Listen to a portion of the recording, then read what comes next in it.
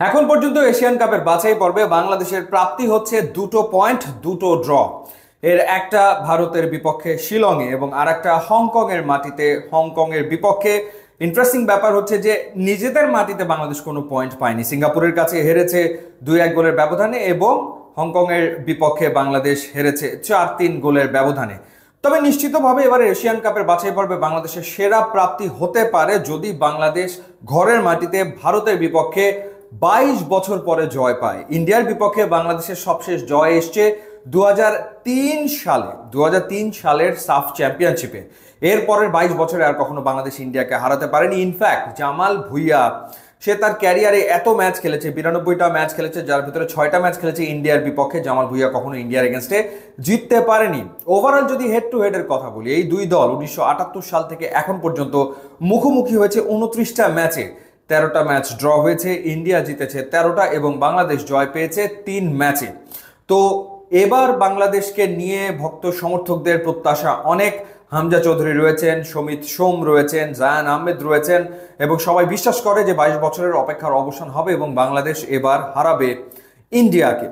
তো দেখা যাক সেটা বাংলাদেশ করতে পারে কিনা। এবার যদি টিমের আলোচনা করি, বাংলাদেশ নেপালের বিপক্ষে প্র্যাকটিস ম্যাচ খেলেছে, যেই ম্যাচটা 2-2 গোলে ড্র হয়েছে।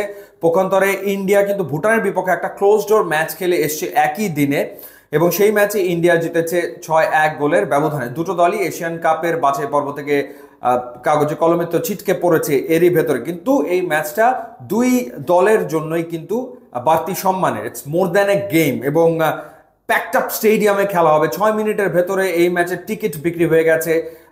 দর্শকদের উপচে পড়া ভিড় থাকবে এবং নিশ্চয়ই কেউ আসলে হারতে চাইবে না, সেটা তো বলাই যায়।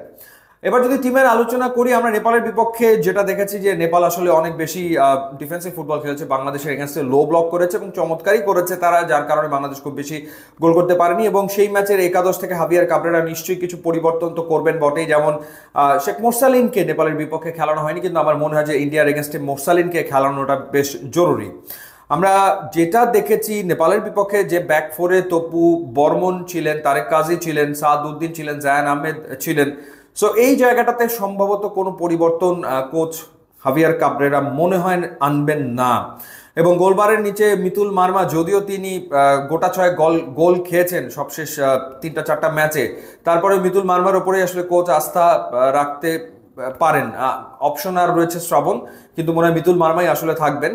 এরপর জামাল ভুঁইয়াকে কিন্তু নেপালের বিপক্ষে পুরোটা সময় রাখা হয়েছে মাঠে, তিনি খেলেছেন। সো জামাল ভুঁইয়া ইন্ডিয়ার বিপক্ষে আমার মনে হয় স্টার্টিং লাইন আপে শুরু থেকে থাকবেন এবং জামাল ভুঁইয়া নেপালের এগেন্সে কিন্তু ভালো ফুটবল খেলেছেন, কোনো সন্দেহ ব্যাপারে নাই। এছাড়া মিডফিল্ডে আমরা দেখেছি হামজার পাশাপাশি সোহেল রানা জুনিয়র এবং সোহেল রানা সিনিয়র দুজনকেই নেপালের বিপক্ষে হাভিয়ার কাবরেরা খেলিয়েছেন। এই জায়গাটাতে আমার মনে হয় যে শেখ মোরসালিন ঢুকবেন এবং সোহেল রানা জুনিয়র হয়তো বা তিনি থাকবেন না প্লেইং 11-এ। আর ওপরে রাকিব ছিল এবং রাকিবের পাশাপাশি এক সাইড থেকে ফাহিম খেলেছেন। রাকিব এবং ফাহিম দুজনই গতিসম্পন্ন ফুটবলার, খুব দ্রুত তারা আসলে ডিবক্সের ভেতরে ঢোকেন, কোনো সন্দেহ এ ব্যাপারে নাই। ফাহিম কিন্তু বেশ কিছু সুযোগ তৈরি করেছিল, কিন্তু ফিনিশিংয়ের যে দুর্বলতা আছে সেটা তো আছেই, সেইটা তো চোখে পড়ার মতোই আর কি। তো সেই জায়গাটাতে পরিবর্তন এখন কোচ আনবেন কিনা কে জানে। সমিত সোম নেপালের বিপক্ষে শুরু থেকে খেলেননি, কিন্তু নিশ্চিতভাবে ইন্ডিয়ার বিপক্ষে সমিত সোম একেবারে শুরু থেকে খেলবেন। সো বাংলাদেশ আরও অনেক বেশি অ্যাটাকিং ফুটবল ইন্ডিয়ার এগেন্সে খেলবে বলে আমার কাছে মনে হয়, যেহেতু স্টার্টিং লাইন আপে শুরু থেকে সমিত সোম এবং শেখ মোরসালিন এই দুজন থাকবেন এবং সেই ক্ষেত্রে সোহেল রানা হয়তো তারা একাদশের বাইরে থাকতে পারেন। সো বাংলাদেশ এরকম একটা একাদশ নিয়ে ইন্ডিয়ার বিপক্ষে মাঠে নামতে যাচ্ছে বলে আমার কাছে মনে হয়। সো লেটস সি, দেখা যাক শেষমেশ কোচের স্ট্র্যাটেজি কি দাঁড়ায়, কি ট্যাকটিক্স নিয়ে বাংলাদেশ খেলে।